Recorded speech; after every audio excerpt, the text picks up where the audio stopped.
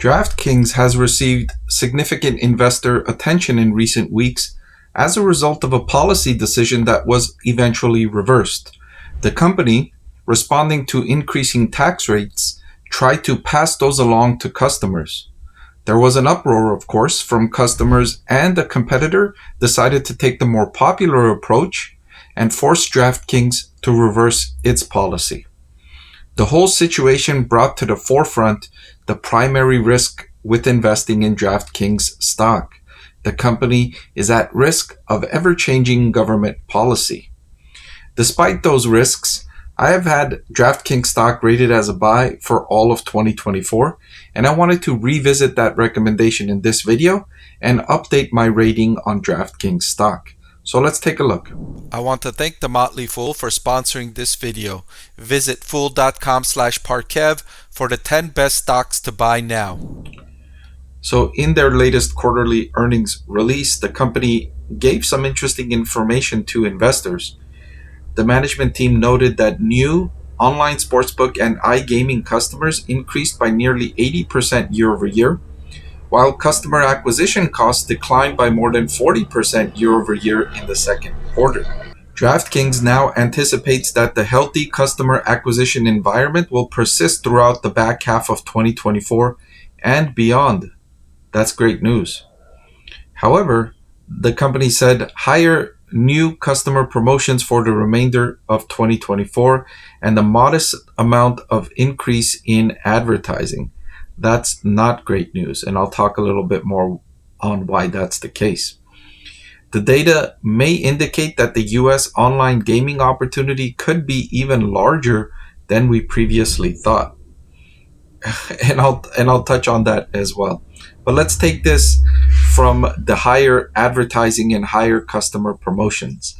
Now, the industry overall, when it was getting underway, was really aggressive in their promotional activity, spending a lot of money on advertising, spending a lot of money on customer promotions, and that's not good for investors. That brings down industry-wide profitability, because when you have DraftKings saying that they're going to spend more money on promotions, the competition says, okay, we'll spend more money on promotions too, because we don't want to lose market share in this market.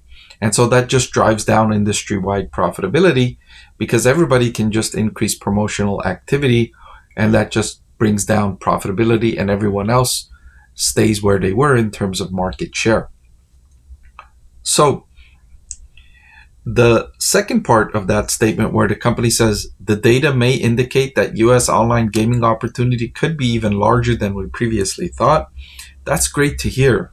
That's really great to hear for investors in this industry overall, that, hey, it looks like there's more customers than we thought, and it looks like customers are spending more money than we thought.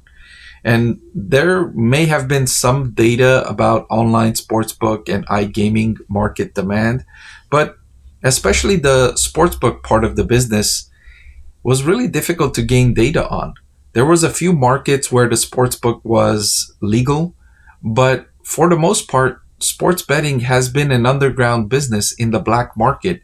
There's so much betting activity that happens underground that it's hard for market participants to gain information on what the actual market is, especially because if you were aware of the sports betting market, in that black market, a lot of customers are given credit where they're allowed to make bets throughout the week, and they don't have to pay until the end of the week. And so they can make bets on credit and then pay at the end of the week whatever they owe to whoever it is, the broker that's taking their bets. So as you can imagine, that's a very private market with very little data. And then when you do get that data, it's hard to discern how much of the betting activity was happening organically or how much of the betting activity was fueled because of that credit that was advanced to customers. Whereas when you're a business like DraftKings is not offering credit to customers. People have to deposit money to make bets. So it's great to hear that the company is seeing this now and getting information and realizing, man, this market is bigger than we than we previously thought. It brings to my attention, it's the opposite of what electric vehicle companies thought. When EV manufacturers were investing in that segment, they were projecting EV demand was going to be like this strong. And we're realizing that demand for EVs is like way down here when companies thought it was like way up here. And so companies are panicking and readjusting their forecasts and readjusting their business based on the lower expectations. This is the opposite of that. This is company seeing that the opportunity is much larger than they previously thought. So they have a plan to address the high tax states, including Illinois, that they believe could add additional profitability upside in 2025 and beyond. And this is where they thought they can pass along the higher tax rate to customers. And then they had to reverse that policy because FanDuel said, we're not going to do that. We are going to absorb the higher prices and we will just accept that we'll have to pay higher taxes. And that was really popular. And then there was a backlash for DraftKings. And so it had to step back and it reversed this policy. So they're no longer going to pass along those higher taxes. But that's the risk with investing in DraftKings stock. They have to get approval to operate in each and every jurisdiction in each state. And then the states decide what the tax rate is. Now, the states have to be smart about this too, because if the states force these companies to pay too high of a tax rate, then companies like DraftKings could just pull out of the market entirely. And then more of the betting activity will go into private markets, which are untaxed. And so that's lost revenue for the state.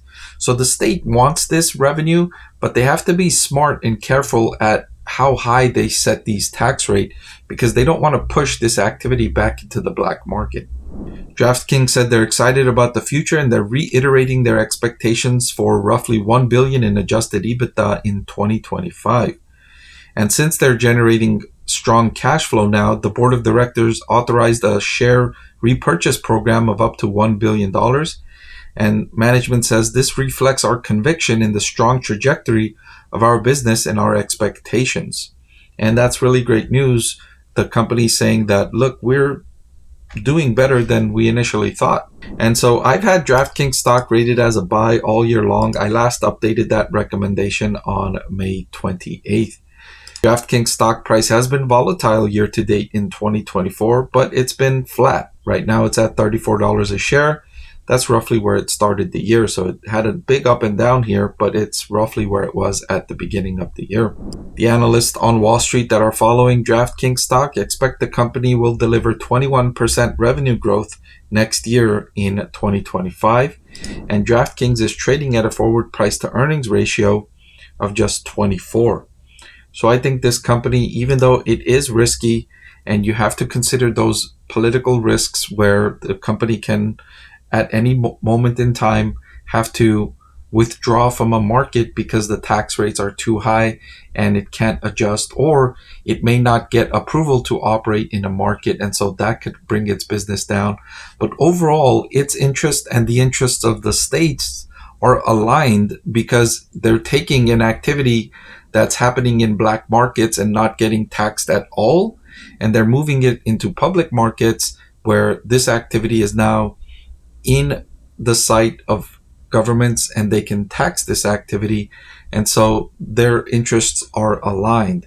And so I'm betting on, well, I shouldn't say betting because I'm talking about DraftKings stocks, or maybe it's fitting to use the word betting, but I think longer term, it offers a good risk versus reward for investors. Even though it's on the higher end of the risk profile of growth stocks, I still think the stock is a buy at current valuations. Did you know that over 90% of the people that watch my channel are not subscribed? It'll really help support my channel if you hit that subscribe button. And oh, by the way, one of the benefits of being subscribed is that I take requests from subscribers more often than I do from non-subscribers. So if you prefer that benefit, please subscribe to the channel.